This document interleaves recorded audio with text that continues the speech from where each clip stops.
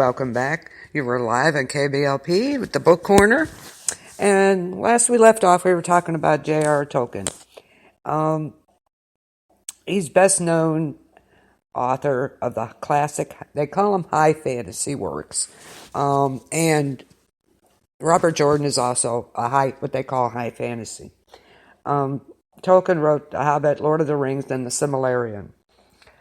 He was a one-time close friend to C.S. Lewis. They were both members of an informal literary discussion group known as the Inklings. After Tolkien's death, his son Christopher published a series of works based on his father's extensive notes and unpublished manuscripts. The one was called The Silmarillion. These, together with The Hobbit and The Lord of the Rings, formed a connected body of tales, poems, fictional histories, invented languages, which is just amazing.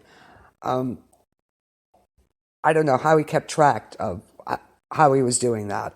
That is just genius. It's brilliant. And literary essays about fantasy world, Carta, and of course, as we all know, Middle Earth. Between 1951 and 1955, Tolkien applied the term legendarium to the largest part of the three writings. So he invented another word, legendarium. While many authors had published works of fantasy before him, the great success of The Hobbit and Lord of the Rings led directly to the popular resurgence of the genre. This has caused Tolkien to be popularly identified as the father of modern fantasy literature, or more precisely, high fantasy. The Times ranked him 6th on a list of the 50 greatest British writers since 1945. He is just amazing. If you have not read this classic, you really need to. It is just amazing.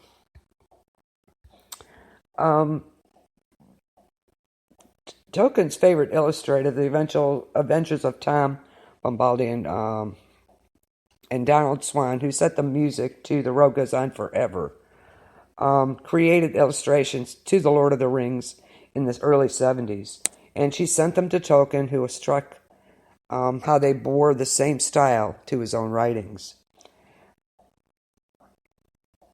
He was not fond of all the artistic representations of his works that were produced in his lifetime, and he rejected suggestions for illustrations by Horace Engels for the German edition of The Hobbit, Bibble with a dribbling nose, and Gandalf as a figure of vulgar fun.